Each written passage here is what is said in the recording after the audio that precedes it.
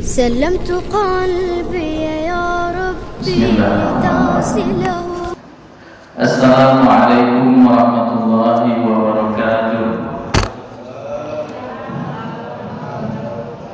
إن الحمد لله نحمده ونستعينه ونستغفره ونعوذ بالله من شرور أنفسنا ومن سيئات أعمالنا. من يهده الله فلا مضل له ومن يضلل فلن تجد له وليا مرشدا. أشهد أن لا إله إلا الله وحده لا شريك له وأشهد أن محمدا عبده ورسوله لا نبي ولا رسول بعده. أما بعد. Puji syukur kehadirat Allah Ta'ala. Tak bosan-bosannya kita panjatkan kepada Allah Ta'ala atas segala nikmat yang Allah anugerahkan kepada kita.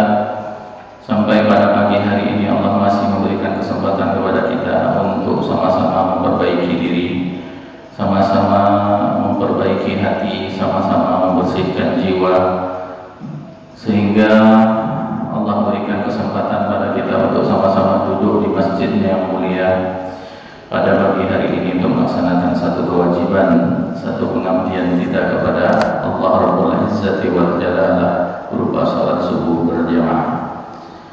Salawat beriring salam semoga selalu terlimpahkan kepada Rasulullah junjungan kita Nabi Muhammad sallallahu alaihi wasallam. Allahumma shalli ala sayyidina Muhammadin wa ala ali sayyidina Muhammad. Allahumma shalli wa sallim wa barik alaihi. Allah Ta'ala berfirman, a'udzu billahi minasyaitonir rajim. Afatattakhidunahu wa dzurriyyatahu awliya'a min dunihi wa hum lakum aduwwun bi'sa lidh-dhalimin badala.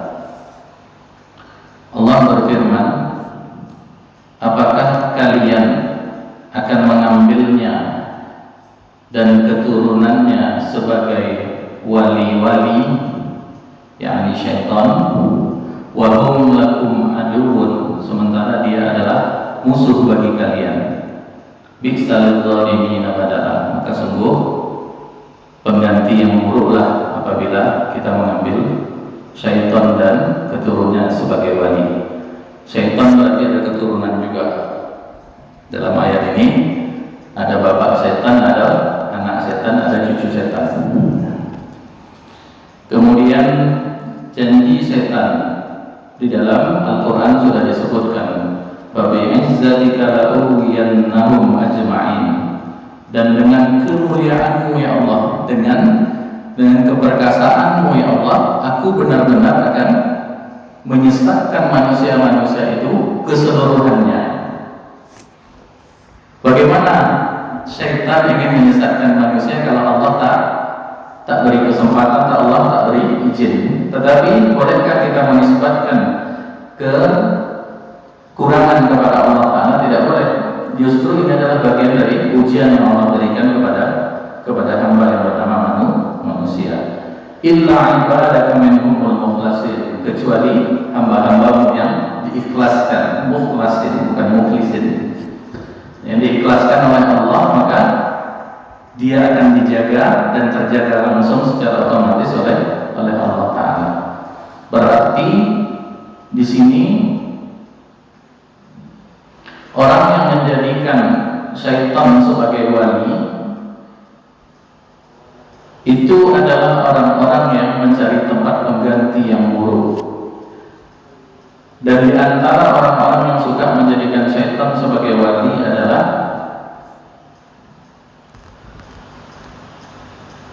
para dukun. Para dukun. Tidak dukun beranak ya. Tapi dukun-dukun yang suka mengambil pesugihan dan lain-lain yang mereka merujuk kepada syaitan sebagai jalan untuk menyembuhkan orang, walaupun maksudnya baik. Walaupun maksudnya baik, ternyata caranya tidak tepat dan bahkan bisa mengakibatkan mereka terjatuh ke dalam kesyirikan. Dan begitu pula orang-orang yang menjadikan syaitan itu sebagai walinya, sebagai pemimpinnya. Allah menegaskan, فَإِذَا قَرَأْتَ الْقُرْآنَ فَاسْتَعِذْ بِاللَّهِ مِنَ الشَّيْطَانِ الرَّجِيمِ. Apabila kalian membaca Al-Quran, maka beristi'adzahlah kepada Allah dari gangguan syaitan yang terkutuk.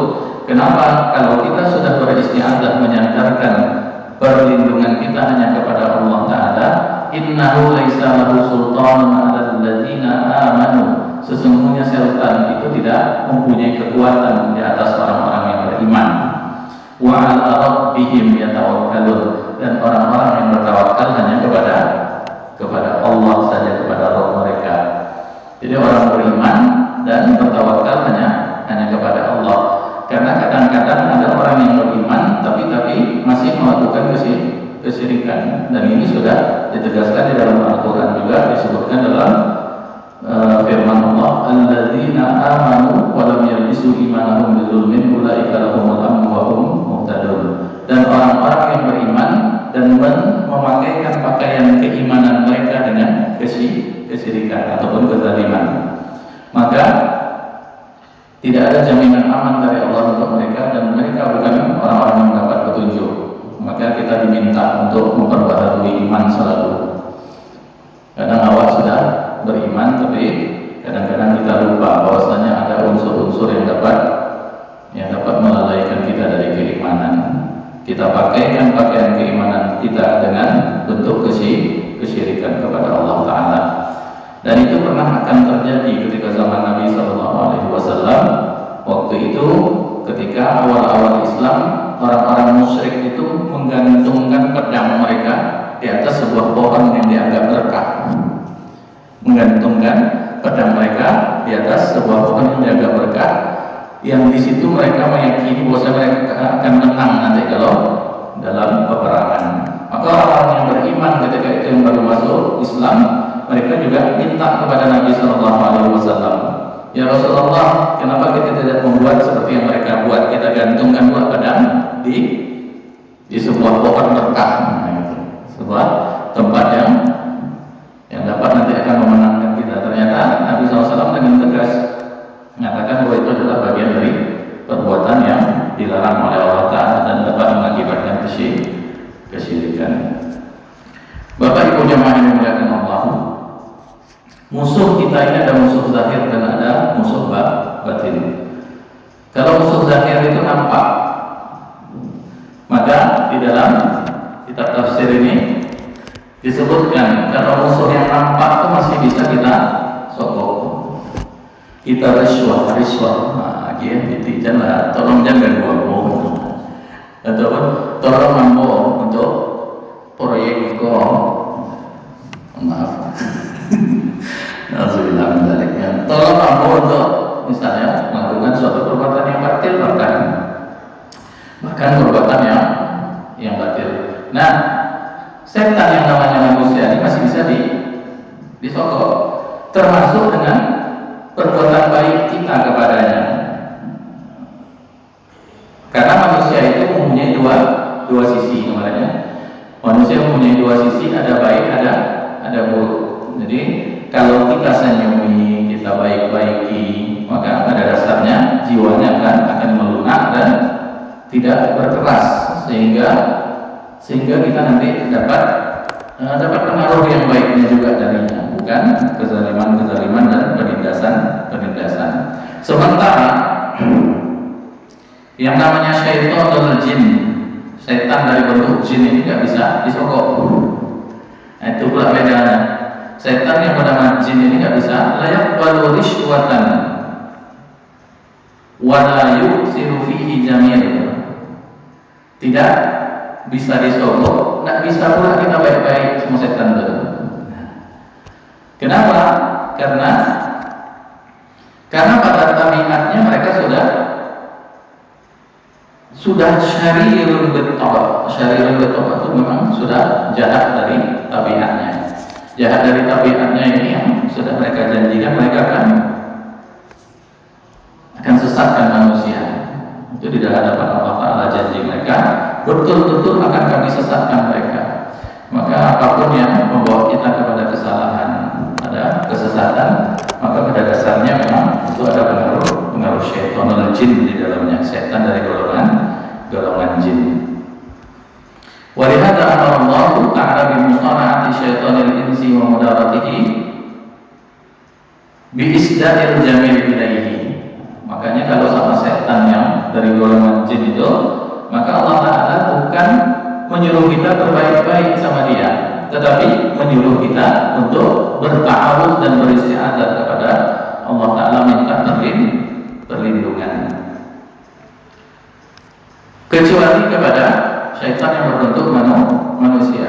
Maka dalam ayat ada disebutkan khudhil afwa wa'mur bil 'urf wa'rid 'anil jahilin. Maafkanlah, satu, maafkanlah. Yang kedua, wa'mur bil 'urf, dan suruhlah berbuat baik, ajak dia baik-baik, ajak dia berbuat baik. Kalau nggak bisa juga wa'rid 'anil jahilin, dan berpalinglah dari orang-orang jahil. Jangan Allah bilang dia terkutuk. Auzubillahi minasyaitonir rajim, betul-betul terkutuk ini. Auzubillah min dzalik. Karena belum tentu, bisa jadi nanti dia bertaubat setelah itu sampai akhir hayatnya. Bisa jadi dia melakukan perbaikan, dan bisa jadi Allah memasukkannya ke surga karena satu amalan yang dapat memasukkannya ke surga dengan izin Allah. Kecuali kesyirikan. Dosa syirik itu dosa yang tidak diampuni oleh Allah Ta'ala kecuali orangnya bertaubat. Sementara dosa-dosa yang lain yang di bawah syirik itu ada kemungkinan Allah akan mengampunkannya walaupun seorang hamba belum sempat bertaubat. Tapi apakah kita termasuk golongan yang diampunkan Allah ketika kita belum bertobat? Jangan berhusnuzon. Kita justru harus bersiap dan minta ampun terus. Kenapa? Karena belum tentu kita termasuk golongan yang diampunkan tanpa taubat. Bapak Ibu jemaah yang dimuliakan Allah Ta'ala, maka kata syaitan itu berasal dari apa? Disebutkan di sini, syaitan fil lughatil arab mustaqil min syatana, ay idza ba'uda. Dari syaitan itu artinya jauh dari apa? Jauh dari manusia, dari tabiat manusia. Tabiat manusia itu ada kebaikannya, sementara syaitan tak punya tabiat kebaikan. Dan juga ba'idun bi fisqihi an kulli khair. Jauhnya syaitan itu dengan kefasikannya dari segala bentuk kebaikan. Maka kalau disebutkan syaitan, ada juga pendapat mengatakan bukan syatona asal kata syaitan, tetapi syato. Syato itu artinya makhluk dari api, makhluk dari api. Kita makhluk dari tanah.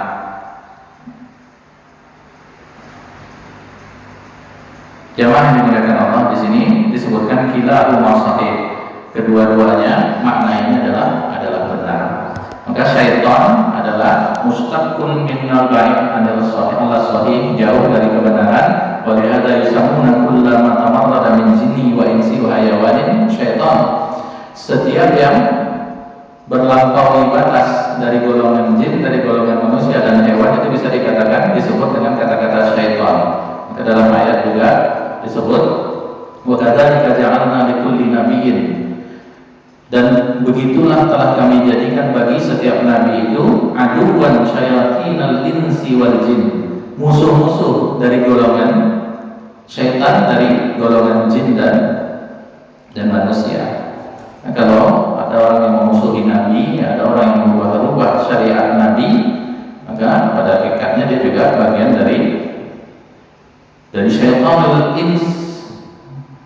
Sekarang ada yang lagi viral yang memaknakan qul huwallahu ahad itu, bahwasanya ahad itu ada mim yang hilang, huruf mim yang hilang.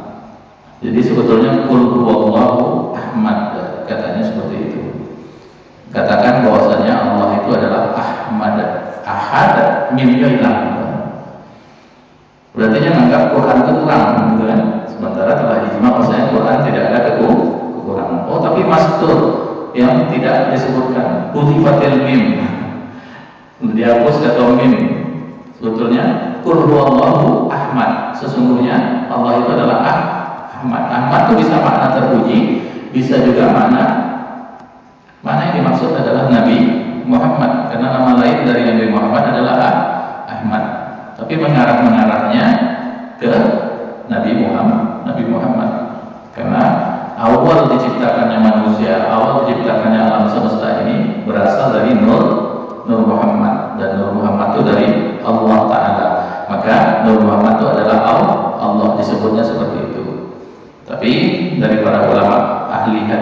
sendiri sudah mengatakan bahwasanya hadis tentang diciptakan yang paling awal Nabi Muhammad itu adalah hadis yang maudhu, hadis yang palsu, maka tidak bisa dijadikan sandaran.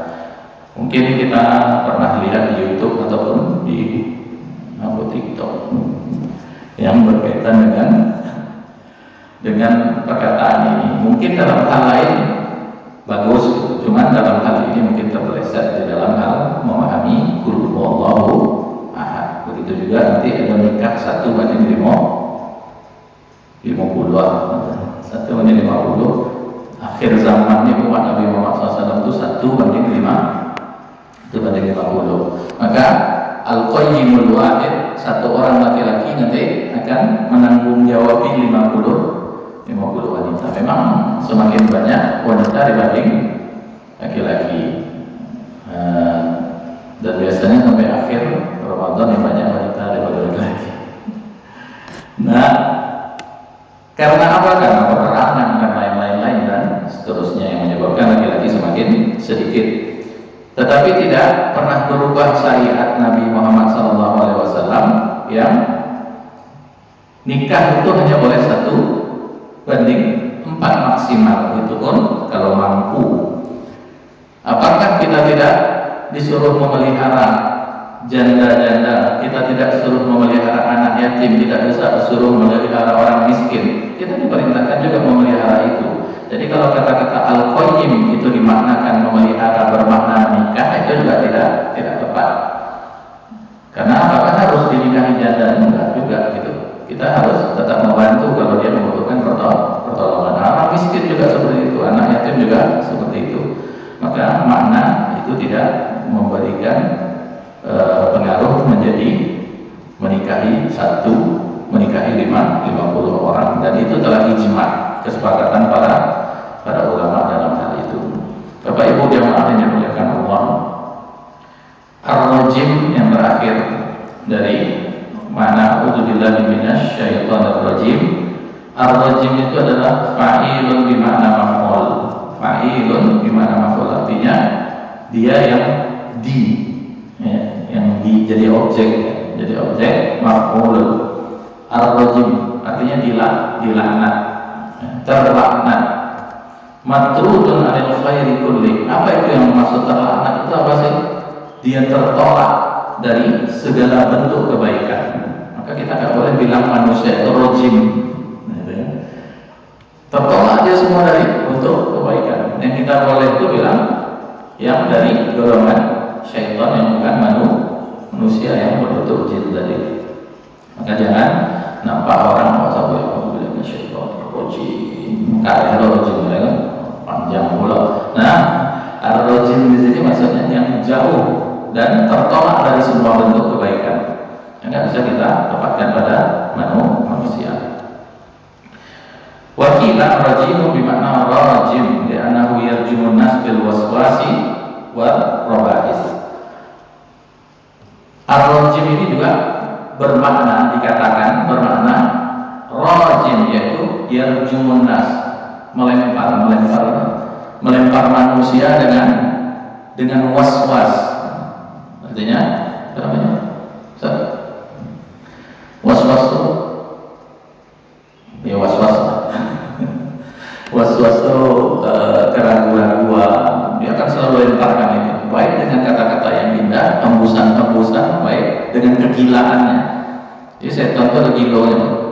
Makanya dalam a'udzubillah, dalam satu riwayat disebutkan a'udzubillahi minasyaitoni min hamzihi. Hamzihi itu adalah kegilaan setan. Nah, maka di sini setan ini kerjaannya melemparkan keraguan-keraguan, melemparkan syak, melemparkan keraguan-keraguan agar kita tidak yakin, tidak menguatkan iman kita kepada Allah. War-robais dan hal-hal yang jelek-jelek, diajak ke yang buruk-buruk. Maka di sini rajim bermakna dia melempari manusia dengan itu, dan bermakna juga adalah jauh dari segala kebaikan. Tetapi para ulama menyebutkan yang paling tepat adalah maknanya matrudun 'anil khairi kulli. Rajim itu yang terlaknat itu adalah maksudnya, yang terkutuk itu adalah maksudnya dia jauh dari segala bentuk kebaikan dan terbuang dari segala bentuk kebaikan. Maka kita beristighfar kepada Allah. Na'udzubillahi minasyaitonir rajim. Mungkin demikian yang dapat kita bahas pada pagi hari ini. Mudah-mudahan ada manfaatnya dan dapat menjadi peringatan bagi diri kami pribadi dan Bapak Ibu jamaah yang dimuliakan Allah. Dan kita tutup dengan subhanakallahumma wa bihamdika asyhadu an la ilaha illa anta astaghfiruka wa atubu ilaik. Wassalamualaikum warahmatullahi wabarakatuh.